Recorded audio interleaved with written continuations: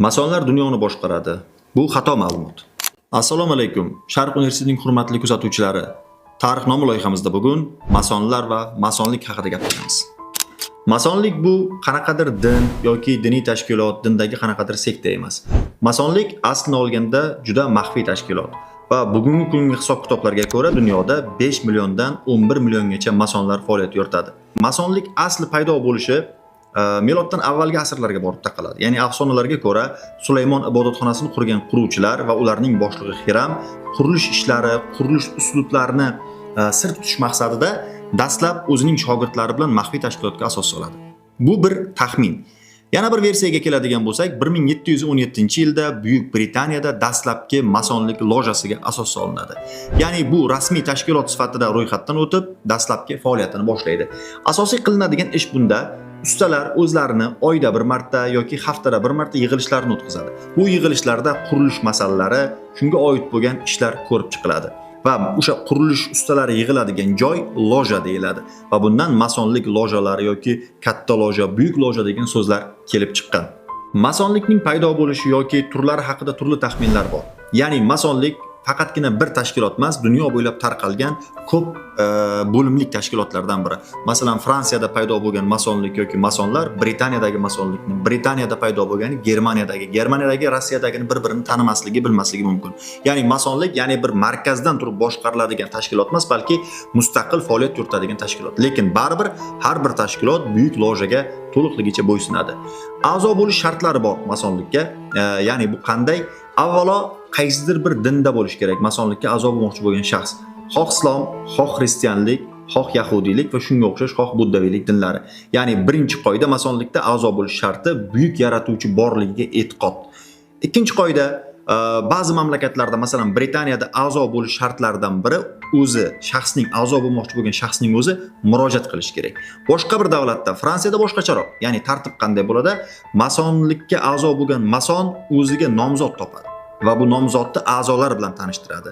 Va o'sha dastlabki paydo bo'lgan davra, ya'ni tosh yunuvchi ustalar asos solganligiga e'tibor qaratilgan holatda saylov bo'lib o'tadi.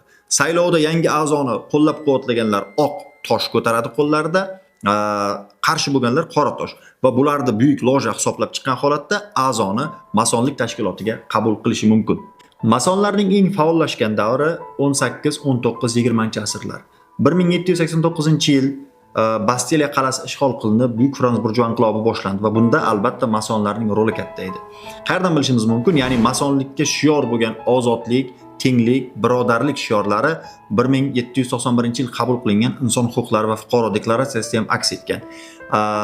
Masonlarning bundan tashqari qilgan ishlari 20-asr boshlarida, masalan, 1876-yil hokimiyat tepasiga kelgan Abdulhamidxonni hokimiyat tepasiga kelishda katta yordami tekkan masonlarni. Ba'zi manbalarda yo'q, unaqa rad etiladi, lekin aslida Abdulhamidxon ularning roziligi bilan bu paytda aynan Turkiyada masonlik juda ham rivojlanib ketgandi. Abdulhamidxon ularning tavsiyasi bilan hokimiyat tepasiga keladi. 3-4 yil davomida o'z hokimiyatini mustahkamlab olgach, keyin masonlarga qarshi harakatni boshlaydi va masonlarni sekin-astalik bilan Turkiya hududidan chiqarishni boshlaydi. Va 1909-yil Abdulhamidxon taxtdan tushirilgan paytda buni e'lon qilgan, yetkazgan odamlardan biri Emmanuel Caroso, ya'ni Yahudiy millatiga mansub, bu ham masonlik tashkilotining faol a'zolaridan biri edi. Bundan tashqari dunyo bo'ylab masonlarning faol a'zolaridan biri, masalan, AQShning birinchi prezidenti George Washington, bu o'sha $1 kupyurada ham masonlarning belgilari, ya'ni ko'zning belgisi aks etganligi bilan aytishimiz mumkin. Pushkin, rus yozuvchisi, bundan tashqari o'sha nemis kompozitori Mozart, Napoleon Bonaparte, bundan tashqari Rossiyaning ma'lum bir qirollari va boshqa davlat arboblarining ko'pchiligi, Rockefeller, Morgan, Rothschild, katta magnatlar, ya'ni boylar ham masonlar tashkilotining a'zosi edi.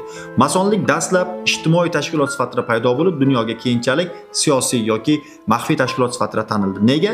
Chunki bunga a'zo bo'lgan shaxslar o'zlarini dunyoqarashi, o'zlarini tafakkurdan kelib chiqqan holatda dunyoni boshqarishga sekinlik bilan harakat qildi va bunga erishdi. Ba'zi tarixchilar yoki ba'zi manbalarda bo'lmagan gap sifatida talqin qilinadi, lekin aslida bu mavjud bo'lgan. 18, 19, 20-asrlarda dunyodagi o'sha birinchi, ikkinchi jahon urushini albatta tashkil qilgan shaxslar bu masonlar.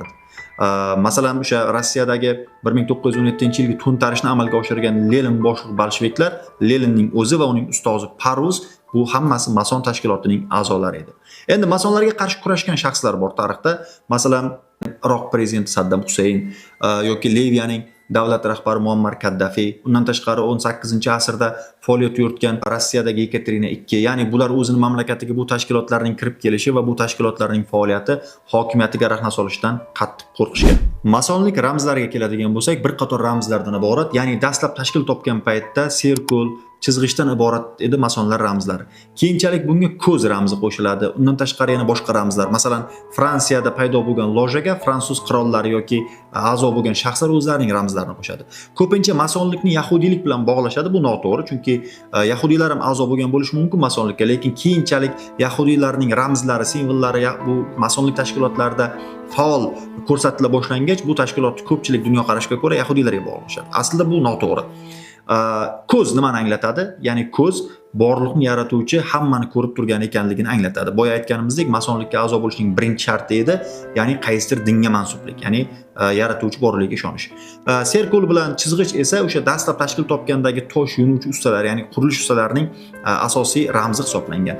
Chizg'ich bilan serkul o'rtasidagi G harfi esa God, ya'ni Xudoga ishora sifatida masonlikda qarab o'tiladi. Hozirgacha masonlik haqida bir necha tarixiy, ilmiy asarlar yoki dissertatsiyalar yoqlanganligiga qaramasdan haligacha maxfiy tashkilot sifatida qolgan. A'zolar soni ba'zan mamlakatlarda ochiq aytiladi, ba'zilarda haligacha maxfiyligicha saqlanmoqda. Endi hozirgi davrga kelgan paytda bundan-da siyosiy jihatdan yoki maxfiy jihatdan tashkilotlar paydo bo'ldi. Sionizm tashkiloti dunyo bo'yicha, masalan, yoki Illuminatorlar degan tashkilotlar masonlarning dunyo bo'yicha boshqaruvini yoki obro'yiga anchayin zarar keltirdi. Xulosa qilib shuni aytish mumkinki, bugungi kunda masonlar va masonlik o'zining avvalgi kuchini yo'qotgan. Bu haqida siz qanday fikrdasiz? Fikringizni izohlarda yozib qoldiring. Sharq universitetining tarixnoma loyihasi bundan-da qiziqarli ko'rsatuvlarni taqdim etishda davom etadi. Zeroki tarix kelajakning ustozi. Ko'rishguncha xayr.